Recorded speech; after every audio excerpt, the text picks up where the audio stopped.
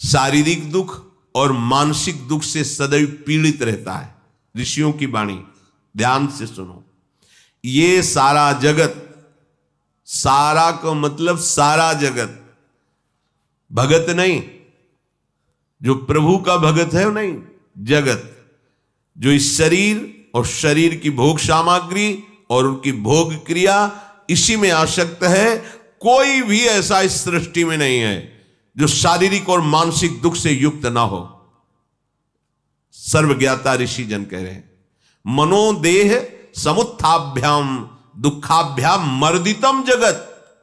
मानसिक और शारीरिक दुख से इस माया ने सारे जगत का मर्दन कर दिया है। कोई ऐसा नहीं है कि शारीरिक दुख नहीं, मानसिक दुख नहीं। वो वही है जिसका सा वही मनः कृष्ण पदारविंदे हो, जो सुख समुद्र भगवान के चरणों में अपने मन को लगाकर देह को समर्पित कर दिया है। वो निर्भय, निश्चिंत, निशोक हो गया है। नहीं तो मनोदेह समुत्थाभ्याम दुखाभ्याम मर्दितम जगत, पूरे जगत को रौंद रही माया मानसिक दुख और शारीरिक दुख से। यदि भोग सामग्री और शरीर सुविधा का चिंतन करोगे तो महाराज आप शारीरिक और मानसिक दोनों दुखों से युक्त हो जाओगे। एक एक शब्द ब्रह्म ऋषियों का है, बहुत ध्यान से सुनिए। हमें रहना है जगत में, हमें व्यापार नौकरी जो मिली करना है, खान पान परिवार सेवन करना है, पर यह हमारा जीवन नहीं है। ये करते हुए अपने जीवन के लक्ष्य को देखना है। हमारी हृदय की वृत्ति में राधा राधा राधा राधा राधा, तो आपको शारीरिक और मानसिक व्याधि होते हुए भी वो आपको दुख शोक नहीं दे पाएगी। ये रोग, ये अप्रिय घटना, बहुत परिश्रम करके थकित हो जाना, वस्तुओं का व्यक्तियों का वियोग होना, ये चार घटनाएं किसी को नहीं बख्शती हैं। व्याधे रनिष्ठ संस्पर्शात क्षमादृष्टो विवर्जनात् दुखम चतुर्भी शारीरम कारणै संप्रवर्तते। ये चार बातें किसी को नहीं बख्शती हैं। रोग बड़े बड़े महापुरुषों को भी हुआ है। भाई जी की महाराज के उदर में कैंसर था, भयंकर पीड़ा। रामकृष्ण परमहंस जी के गले में कैंसर था, भयंकर पीड़ा। बड़े बड़े महापुरुषों के जीवन में देखा गया बड़ी बड़ी व्याधियां। अप्रिय घटना, पहला है रोग, दूसरा अप्रिय घटना की प्राप्ति, और तीसरा परिश्रम से थकित होकर होना, और चौथा है प्रिय वस्तु और व्यक्ति का वियोग होना। ये चारों बातें सबको प्राप्त होती है। अगर इन चारों का प्रतिकार करना कोई चाहता है, बहुत ध्यान से सुनना, तदा तत्प्रतिकाराच सततम चाविन चिंतनात् आधि व्याधि प्रशमनम क्रियायोग द्वयेन तु। यदि इन चारों के आगमन सबके ऊपर होगा इनका, लेकिन यदि बचना चाहते हो तो इनका चिंतन ना होने पावे, ये खास बात है। व्याधि अर्थात रोग भी होगा और अप्रिय घटनाएं भी जीवन में आएंगी। विपत्ति, संकट, अपमान, प्रतिकूलता, हार, परास्त होना, यह भी आएगा। बहुत कभी कभी श्रम से थकित हो जाना पड़ेगा और प्रिय वस्तु और व्यक्तियों का वियोग होगा, सबके होता है। देखो कहां करुणा में भगवान और कहां बिना पादुका के वनवास, थकित श्रमित हो जाते हैं प्रभु चलते चलते। कहां सुकोमल जानकी जी जो महलों में, जहां सुंदर कोमल कोमल गद्दे बिछे हुए हैं, उसके ऊपर पुष्पों के पावड़े पड़े हैं। जनक नंदिनी चक्रवर्ती सम्राट महाराज दशरथ जी की बहू हैं, भगवान की प्रिया हैं, नंगे पैर दंडकारण्य आदि वनों में विहरण करना। बड़े कोई भी भगवान ने भी अवतार लिया तो ये सब प्रिय का वियोग, चाहे वस्तु हो व्यक्ति हो, और भारी संकट विपत्ति का आगमन, शरीर रोग से ग्रसित हो जाना और शरीर का श्रमित होकर के बेहाल हो जाना, ये सब इस संसार में चार बातें प्राप्त होती है। लेकिन इन चारों का प्रतिकार करने का एक उपाय है, इनका चिंतन ना बने। कैसे चिंतन?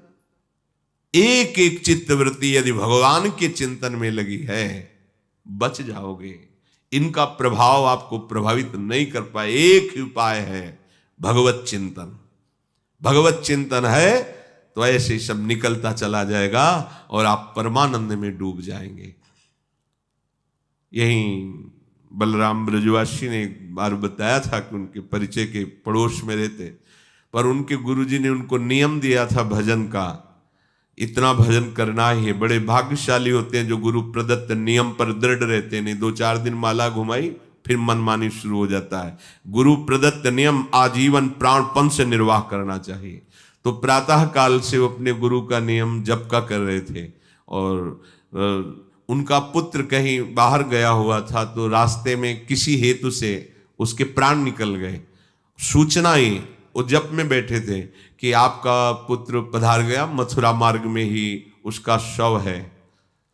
तो उन्होंने आचमन किया और कहा अगर आप कर सकते हो तो उसको उठा के लाइए और इस श्मशान तक ले जाइए, हमारा जब पूरा हो जाएगा तो हम आ जाएंगे।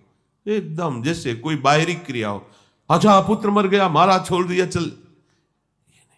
चिंतन जो होना था जितने समय के लिए आया होता है, अब वो अपनी नियम निष्ठा पर, जिस श्रीवास के घर में कीर्तन हो रहा है, चुप, दोबारा आवाज नहीं, महाप्रभु कीर्तन कर रहे हैं, करने दो। जैसे नरसिंह मेहता का पुत्र, वो बोले बड़ी कृपा की गोविंद ने, अपनी वस्तु स्वीकार कर ली, अब और निर्विघ्न भजन होगा।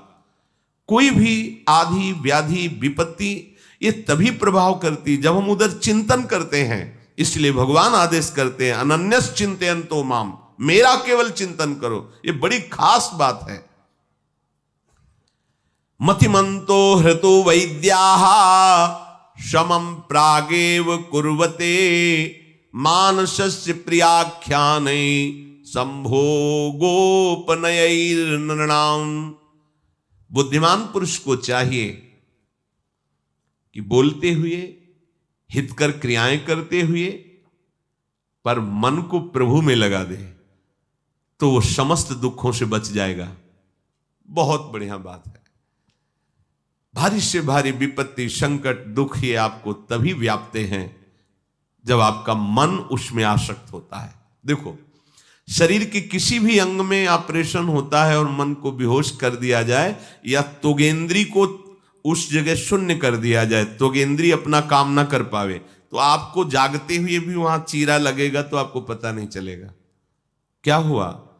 उतनी जगह को स्पर्श करने वाली त्वगेंद्री को शून्य कर दिया गया, अब वहां चेतना रहित कर दिया गया, अब वो ऑपरेशन हो रहा। या मन को बेहोश कर दिया गया, खूब ऑपरेशन करो, सारा दुख मन का। ऐसे आंख स्विच हो तो देखो कितना कष्ट होता है, लेकिन बड़े बड़े ऑपरेशन हो जाते हैं, मन बेहोश हो गया, अर्थात मन इस समय चेतना में युक्त नहीं है। अगर वही मन प्रभु के चरणारविंद में लगा हुआ है तो कोई भी भयानक से भयानक विपत्ति, दुख, रोग या प्रिय वस्तु का दूर होना, प्रिय व्यक्ति का दूर होना, वो कष्ट नहीं देगा। समस्त दुखों के छूटने का एकमात्र उपाय है निरंतर भगवत चिंतन। भगवत चिंतन, देखो महाराज युधिष्ठिर को ब्रह्म ऋषि जन उपदेश कर रहे हैं, क्योंकि कोई भी दुख जो शरीर में होता है वो मन के कारण लगता है। अभी जैसे बताया, यदि मन प्रभु में लगा हो तो उसे कष्ट का अनुभव नहीं होगा। जैसे लोहे को आग में डाल दिया जाए तो पूरा लोहा आग में हो जाता है, ऐसे ही मन को प्रभु में डाल दिया जाए, प्रभु के चिंतन में, तो पूरा मन भगवत स्वरूप हो जाता है। और अगर विषय में डाल दिया जाए संसार, तो पूरा मन संसारी हो जाता है, जलता रहता है। एक दिन एकांतिक में एक आदमी खड़ा होकर कह रहा था कि बस मैंने तो मरने को ठान लिया था, पर आपकी वचन सुन करके मुझे बचा लीजिए। मेरा मन रोज प्रेरणा करता है आत्महत्या कर लूं, मैं उत्साहित भी हूं, पर आपका सत्संग सुना तो ऐसा लगा कि नहीं नहीं ये ठीक नहीं है। जब सुना तो ऐसा लगा, अगर मन लगा दोगे तो कैसा होगा। जिसकी बात सुनी तब ऐसा लगा, और जिनकी हम बात कह रहे हैं अगर वहां तुम मन लगा दोगे तो जानते हो अमर हो जाओगे, अविनाशी हो जाओगे और दूसरों के दुख हरण करने वाले बन जाओगे। इसलिए जैसे प्रज्वलित अग्नि को शांत करने के लिए जल अधिक मात्रा में डाल दो, शांत हो जाएगी, ऐसे ही अधिक मात्रा में भजन करो। भजन जितना भजन करोगे उतने ही तुम्हारा हृदय शांत होता जाएगा। काम पावक को पानी, कामना रूपी अग्नि को शांत करने के लिए जल का काम करता है। प्रभु का लीला गुणगान, प्रभु का नाम जप, प्रभु का नाम कीर्तन। मन दुख चिंतन करता है तब शरीर का दुख हावी हो जाता है। इसलिए मन के दुख का मूल कारण है चिंतन। संसार की आसक्ति है चिंतन का कारण। शरीर दुख का मूल कारण मन, मन के दुख का मूल कारण उसका चिंतन, चिंतन के मूल कारण आसक्ति, स्नेह, संबंध। अभी कोई सूचना दे कि 10 लोग वहां अमुक देश में मारे गए, अब क्या मतलब, काहे को बातें, सत्संग चल रहा है ऐसी बात करते हो, लेकिन बता दे उसमें तुम्हारा अमुक रिश्तेदार था, अमुक पुत्र। अब नहीं सत्संग सुहाई देगा, क्योंकि स्नेह हमारा उससे, हमारी आसक्ति है, हमारा संबंध है। बड़ी सुंदर बात है। शरीर दुख का कारण मन, और मन दुख का कारण चिंतन, और चिंतन का मूल कारण स्नेह, आसक्ति, संबंध। अगर यही स्नेह, यही आसक्ति, यही संबंध प्रियालाल से हो जाए तो जड़ ही खत्म हो गई, दुख की जड़ खत्म हो गई। दुख की जड़ क्या है? स्नेह, आसक्ति, संबंध। और सुख की जड़ क्या है? स्नेह, संबंध, आसक्ति। यही जब संसार की तरफ लगी तो दुख का मूल हो गया, और यही जब प्रभु की तरफ लगी तो सुख का मूल हो गया। दुख का मूल कारण आसक्ति। इसी से हर्ष होता है। हमारे लड़के का ब्याह हो रहा है, हमको इतने रुपए मिल गए हैं, हमें अमुक पद मिल गया, हर्ष होता है। और हर्ष का प्रत्येक परिणाम, प्रत्येक हर्ष का परिणाम शोक, क्योंकि ये द्वंद्व है। जैसे रात और दिन, तो प्रत्येक रात्रि का परिणाम दिन है, प्रत्येक दिन का परिणाम रात्रि है, आएगी आएगी। ऐसे ही हर्षित मत हो। पद में, प्रतिष्ठा में, संपत्ति में, व्यक्ति में जो आपको प्राप्ति पर हर्ष होता है तो शोक भोगना पड़ेगा। इन सब की प्राप्ति आसक्ति के कारण होती है। आसक्ति में विषयों के प्रति इतनी प्रियता हो जाती है, व्यक्तियों के प्रति इतनी प्रियता हो जाती है कि ऐसा लगता है मैं इनके बिना जी नहीं सकता। यही सबसे बड़ी माया का बंधन है। बहुत सुंदर बात है। हमें किसी ने बांधा नहीं, हमने अपने आप को बंधा है। हम आपके बिना जी नहीं सकते, हम इस वस्तु के बिना नहीं जी सकते, आदि आदि। अरे अहो भाग्य है जब आप बोलो हम प्रियालाल के भजन के बिना नहीं जी सकते। ये कहां बोला जाता है? अब हम जी नहीं सकते प्रियाजू के बिना, अब हम वृंदावन के बिना जी नहीं सकते। खंड खंड हो जाए तन, अंग अंग सत टूक, वृंदावन ने छाड़ियो छाड़ियो है बड़ी ये आसक्ति। अब कुछ भी हो जाए प्रियालाल का विस्मरण नहीं होने देंगे। जैसे खोखले में लगी हुई आग संपूर्ण वृक्ष को जलाकर भस्म कर देती है, इसी प्रकार हृदय में विषयों का चिंतन संपूर्ण जीवन को नष्ट कर देता है। बड़ी अमृतमयी बात। जैसे वृक्ष के खोखले में आग लग गई तो पूरा वृक्ष भस्म हो जाता है, ऐसे हृदय में, खोखला शब्द इसलिए कहा गया कि वो बीच में होता है, ऐसे ही हृदय में जब तुम विषय चिंतन करते हो, भगवत चिंतन बिल्कुल नहीं करते तो सर्वनाश हो जाता है। वो जलाकर राख कर देता है तुम्हारे सुकृतों के, तुम्हारे सुख को, शांति को। और सब इसी में लगे हैं, चाहते हैं सुख, शांति, आनंद, पर करते वही है जिससे आनंद नष्ट हो जाए, सुख नष्ट हो जाए, शांति नष्ट हो जाए। कैसी मूढ़ता छा गई है। विषयों के प्राप्त ना होने पर अपने को त्यागी कहना त्याग नहीं कहलाता। ब्रह्म ऋषि जन उपदेश कर रहे हैं युधिष्ठिर को। अब आपके पास वो विषय है ही नहीं और आप अपने को त्यागी कहते हैं, तो त्याग नहीं है। जब विषयों की बाहुल्यता हो और उसके भोगने की इच्छा ना हो तो उसे त्याग कहते हैं, उसी को वैराग्य कहते हैं। किसी के प्रति, चाहे वो वस्तु हो, व्यक्ति हो, स्थान हो, तनिक भी राग न रह जाना, ये बंधन मुक्त पुरुष का लक्षण है। किसी भी विषय में प्रीता नहीं, किसी भी व्यक्ति में प्रीता नहीं, किसी में पद में प्रतिष्ठा आदि में प्रियता नहीं, तो वो जीवन मुक्त है, जीते हुए जीवन मुक्त हो चुका है। इसलिए धन को, व्यवस्था को, मित्रों के स्नेह को आप सुख मत समझिए महाराज। अपने शरीर में आसक्ति या दूसरे शरीर में आसक्ति, इस आसक्ति का ही नाश करना मनुष्य जीवन का परम कर्तव्य है।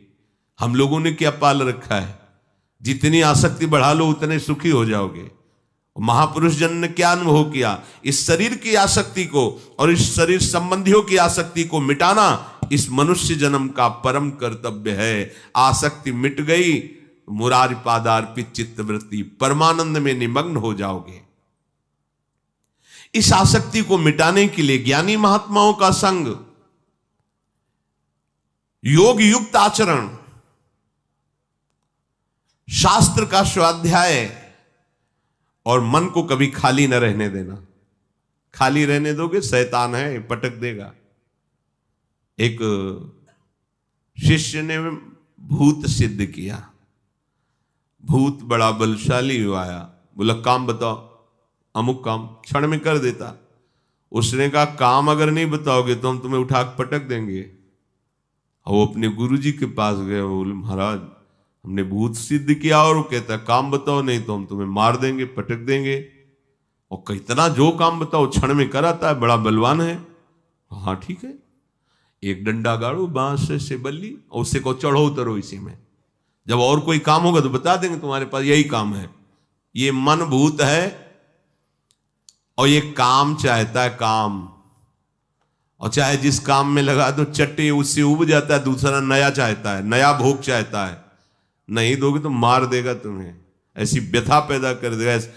अब क्या करें, तो एक उपाय है, मम पद मन ही बांध बर डोरी। वो लंबी जो बल्ली सुदृढ़ है ना, वो भगवान के चरणारविंद, भगवान का नाम, चढ़ो उतर इसमें, राधा राधा राधा राधा। जब कोई काम होगा तो बता देंगे, चढ़ो इसमें राधा राधा राधा।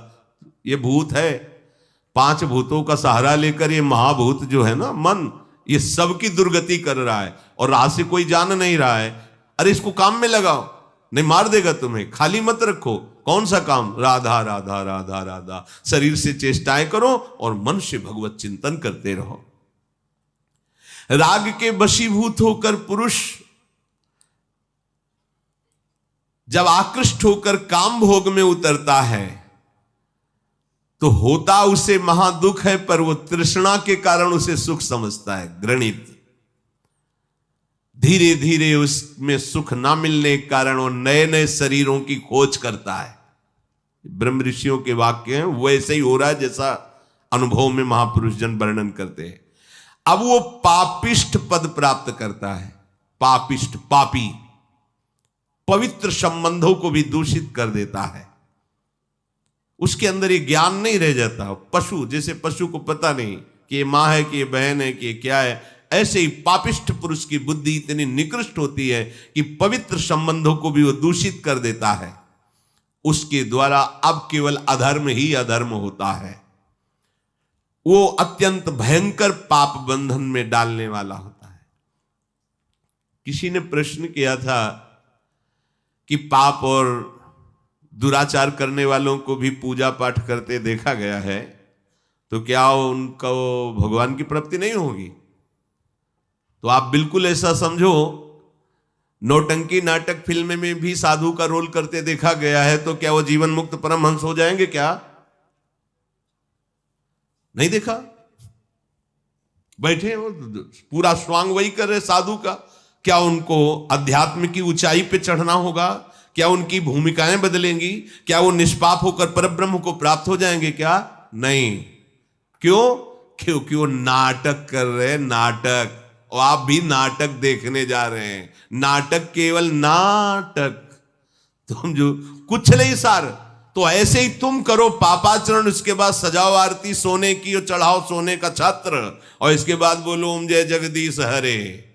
तो वो क्या हो रहा है? जैसे एक फिल्म के पर्दे पर नाटक हो रहा है, वैसे ही नाटक हो रहा है। उसे उपासना नहीं मानी जाएगी। उपासना उसे कहते हैं जो भगवान की आज्ञा के अनुसार चलता है। भगवान ने शास्त्रों में यही, वही मेरा सेवक है, वही मेरा प्रिय है, जो मेरा अनुशासन माने, मेरी आज्ञा के अनुसार। भगवान की आज्ञा का उल्लंघन करके पापाचरण करो, और उस पापाचरण से कमाए हुए धन से स्वर्ण का मंदिर बना लो, स्वर्ण का सिंहासन बना लो, और खूब वैभव विस्तार सेवा का करो। वो सेवा कैसी होगी हम नहीं कह रहे, भगवान कपिल देव जी कह रहे हैं। आप भागवत उठा के देख लीजिए। कह रहे हैं, हे माता, जो बाहर के प्राणियों से द्रोह करता है, अन्य को दुख पहुंचाता है, और मेरे श्री विग्रह की अच्छी अच्छी पदार्थों से सेवा करता है, उसकी सेवा शब्द देखो स्वांग मात्र है, जैसे राख में किया हुआ हवन। तो नाटक में स्वांग ही तो होता है, वो स्वांग ही है। उसे पूजा मत मान लेना। पूजा तभी होगी जब भगवान की आज्ञा के अनुसार तुम्हारा जीवन होगा, धर्म के अनुसार तुम चलोगे। तो ये खोटी बुद्धि वाले मनुष्य पापाचरण त्यागते नहीं हैं। अब ये धीरे धीरे इतने कमजोर हो जाते हैं कि भयानक प्राण नाशक स्थिति आ जाती है। अब तृष्णा और पाप मिलकर उसे नई योनि के लिए फिर वही जीवन, फिर कब तक? इसलिए अनाद्यंता तुषा तृष्णा अंतर्देह गता नृणाम विनाशयति भूतानि अयो निज इवानलः। अब वो जिस योनि में जाता है, तो जैसे भीतर आग रखी हो धीरे धीरे बढ़ती चली जाती, जला के राख कर देती है, ऐसे ही तृष्णा भोगों की भयानक पापाचरण में अगला भी फिर बस यही पुनरपि जननम पुनरपि मरणम पुनरपि जननी जठरे शयनम। जैसे काष्ठ अपने से उत्पन्न हुई आग से जलकर भस्म हो जाता है, उसी प्रकार जिसका मन विषयों का चिंतन करता है, शरीर से मनमानी आचरण होते हैं, वो अपने द्वारा ही अपना सर्वनाश कर लेता है। हे युधिष्ठिर, धनवान मनुष्यों को राजा, जल, अग्नि, चोर, स्वजन सबसे भय बना रहता है, लेकिन जो अपने चित्त को प्रभु में लगा देता है वो सबसे निर्भय हो जाता है। कितने ही मनुष्य अपने जीवन का लक्ष्य केवल अर्थ बना लेते हैं, बस रुपया। कैसी बुद्धि मारी गई है। अरे बावरे, ये अर्थ है, किस काम में आएगा? सो धन धन्य प्रथम गति जाकी। गौ सेवा, साधु सेवा, भगवत सेवा, जन सेवा। कोई गरीब बीमार है उसकी इसमें लगाओ, तुम्हारा जीवन पवित्र हो जाएगा, तुम्हारी बुद्धि पवित्र हो जाएगी, और स्वयं सुंदर सुंदर भोग बना के ठाकुर जी को पाओ। ये जीवन काहे के लिए है? कुछ प्राणी ऐसे होते हैं जिनको अर्थ ही प्रदान हो जाता है, धन। अब वो ना अपने में खर्चा कर सकते हैं, ना वो देवता सेवा में, ना गौ सेवा में, किसी में नहीं। बैंक बैलेंस में कितने हो गए, संख्या में जीते हैं वो, कितने हो गए, इतने, अच्छा अब और आगे, और मरेंगे तो संख्या भी हुई। अच्छा, कोई भोगने वाला भी नहीं, संख्या। अच्छा, ऐसे लोगों के भोगने वाले ऐसे होते हैं जो बहुत बर्बाद करते हैं, व्यर्थ का जीवन। कैसी बुद्धि मारी गई है। अर्थ के द्वारा उनके जीवन में अनर्थ ही अनर्थ रहता है। इसलिए महाराज, आप ऐसा मत सोचें कि आपके पास अर्थ नहीं तो हम ब्रह्म ऋषि दूर हो जाएं। कृपणता, घमंड, अभिमान, भय, उद्वेग, घबराहट और दुर्गति, ये अर्थ प्रधान बुद्धि में प्रकट होते हैं। ब्रह्म ऋषियों ने अनुभव किया कृपणता, ये बड़ी कृपणता प्रकट करता। कोई हिम्मत वाला होता है, अर्थ का सदुपयोग। सो धन धन्य प्रथम गति जाकी। भगवत सेवा में, साधु सेवा में देखो कैसे कैसे भाग्यशाली जन है। 4 घंटे बिहारी जी बैठते फूल बंगला, 10 लाख का, धन्य है उसका जीवन में, कमाया धर्म पूर्वक। लाडले ठाकुर 4 घंटे फूल बंगला में बैठे, राधा वल्लभ लाल जी फूल बंगला में बैठे, दर्शन। तो कृतार्थता, कोई बीमार है उसकी सेवा में लगा दिया, कोई भूखा है उसको पवा दिया। यही सार्थकता है मनुष्य जीवन की। पर जिसका अर्थ प्रधान जीवन होता है उसमें कृपणता, घमंड, अभिमान, भय और उद्वेग, चिंता, ये उसको प्राप्त होती है। अक्षरशः सत्य है। और वो परिणाम स्वरूप देहधारियों को महान दुख प्रदान करता है। जब अंतिम समय आता है ना ऐसे लोगों का, तो बोल तो पाते नहीं, चिंतन बैंक बैलेंस पे होता है कि इतना जमा था, अब क्या होगा, अब क्या, और उतने में प्राण निकले तो फिर सांप बनना पड़ता है, क्योंकि धन का चिंतन करने से योनि का निश्चय होता है। तो पहले जन्म में कंजूसी से जीवन व्यतीत किया, अब जो अगला जन्म मिला विषय विष है। कृपणता, घमंड, अभिमान, भय, उद्वेग और चिंता, ये धन उसको प्रदान करता है। धन के उपार्जन में, संरक्षण में, व्यय करने में बड़ा दुख ही दुख है यदि धर्म में ना लगाया जाए। धन के ही कारण ऐसी वृत्ति प्रकट हो जाती कि दूसरे की हिंसा कर देते हैं। ध्यान के त्याग में कोई उदार हृदय, पवित्र हृदय वाला ही होता है जो उसको धर्म में खर्चा कर सके। इसलिए महाराज, आप ये मत सोचिए कि आपका धन का अपहरण हो गया है तो आप किसी लायक नहीं हैं। यौवन रूप जीवन, रत्नों का संग्रह, ऐश्वर्य, प्रियजनों का एकत्र निवास, ये सब नाशवान है। महाराज, आपके पास जो वस्तु है वो और किसी के पास नहीं, अर्थात कौरवों के पास नहीं। आपके पास सत्य है, धर्म है, भगवान है। इसलिए आप ऐसी बातें ना करें। युधिष्ठिर ने कहा, ब्राह्मण, मैं कोई धन भोग के लिए नहीं चाहता हूं, मैं तो ये चाहता हूं कि आप ब्रह्म ऋषियों की सुखपूर्वक मैं सेवा कर सकूं, कोई लोभवश नहीं। महाराज, गृहस्थ का धर्म है, जिस गृहस्थ के यहां साधु महात्मा, अतिथि, पितर और पशु पक्षियों को हिस्सा नहीं दिया जाता, वो गृहस्थ धीरे धीरे नष्ट हो जाता है। देखो, पूर्व में हमने गांव में भी देखा है, घरों में जैसे पहली रोटी बनी तो गाय के लिए निकाल दी जाती, पहली नहीं दी जाएगी, पहली रोटी गाय के लिए, और फिर जो एक दूसरी रोटी बनी तो उसे कौवा चिड़ियों के लिए छत में फेंका जाता था। फिर जो रोटियां बनी ठाकुर को भोग लगा करके अन्य जीव जो अपने परिवार के जन, उनका भरण पोषण, ये तो नियम होना ही चाहिए। तो गृहस्थ धर्म में महाराज युधिष्ठिर ने कहा कि साधु महात्मा, ये बहुत गंभीर विषय है कि अतिथि सेवा गृहस्थ का प्रधान धर्म है। जो गृहस्थ इन लोगों को हिस्सा नहीं देता, उसका गृहस्थ धर्म धीरे धीरे नष्ट हो जाता है। अतिथि सत्कार करना, संत सेवा करना, गौ सेवा करना, पशु पक्षियों के लिए अन्न निकालना, क्योंकि पाप भी होते हैं। गृहस्थ में अन्न कमाने के समय बहुत से पाप, लाखों जीव मरते हैं, लाखों जीव मरते हैं। हाँ, फावड़ा मारो कितने जीव कट जाते हैं जब खेती किसानी में देखने को मिलता है। तो वो सब निष्पाप हो जाता है जब अतिथि सेवा, बलिवैश्य देवादि अन्य पक्षियों की सेवा। तो महाराज, जब किसी के यहां कोई संत पधारे, अतिथि पधारे, तो एक आसन बैठने के लिए और जल पीने के लिए और मधुर वाणी, इतना तो सबके घर में होता है। बैठिए, बिराजिए, आप जल पिएंगे, आज्ञा कीजिए, क्या सेवा करें।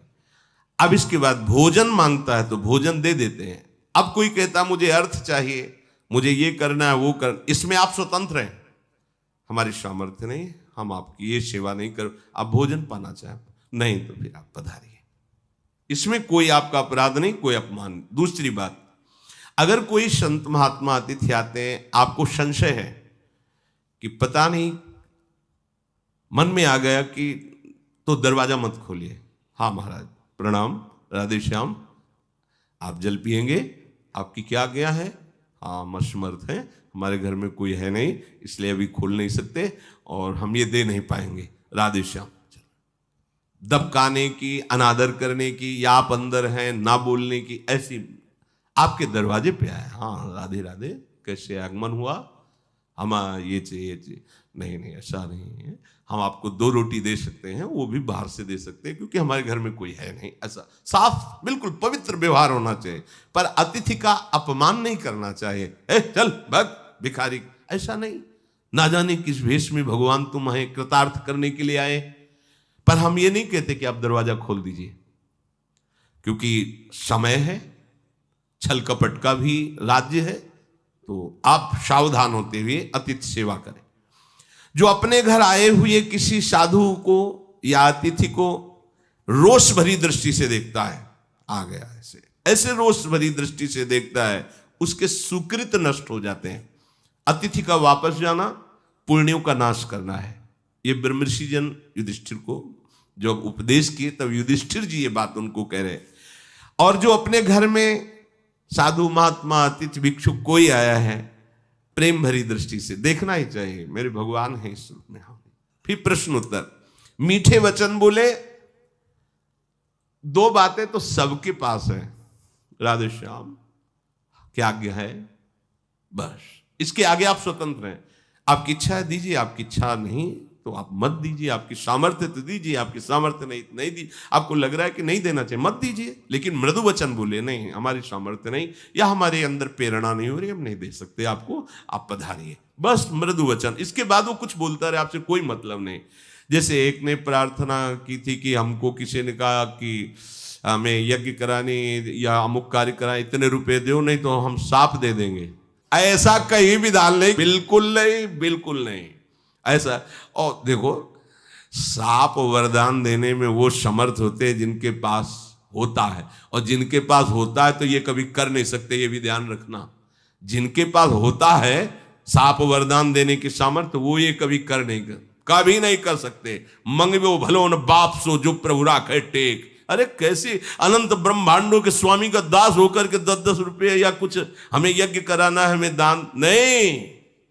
यज्ञ भोक्ता भगवान के लिए मेरा समर्पण ही काफी है। मन बुद्धि चित्त हम को समर्पित कर दिया, इससे बड़ा कोई यज्ञ नहीं। एक होता वस्तुओं से यज्ञ, और हम स्वयं को आहुति बनाकर समर्पित करते हैं, एक एक श्वास भगवान के नाम में अर्पित। अरे ये अलग मार्ग। पर अगर कोई मांगने आया है तो प्यार से व्यवहार करते हुए उसको विदा किया जाए, अतिथि धर्म है। अतिथि को देख करके जो उठकर खड़ा हो जाता है और प्रीति की वाणी बोलता हुआ आदर सत्कार करता है, तो धर्म उसके यहां कभी दरिद्रता नहीं आने देता। ध्यान रखना, उसके यहां कभी दरिद्रता नहीं आ सकती। जो केवल अपने लिए अन्न पकाता है, ना तो किसी देवता को अर्पित करता है, ना प्रभु को भोग लगाता है, ना अतिथि को, तो वो विधि पूर्वक हिंसा करने वाले को जो गति मिलती हुई उसको गति मिलती है। जैसे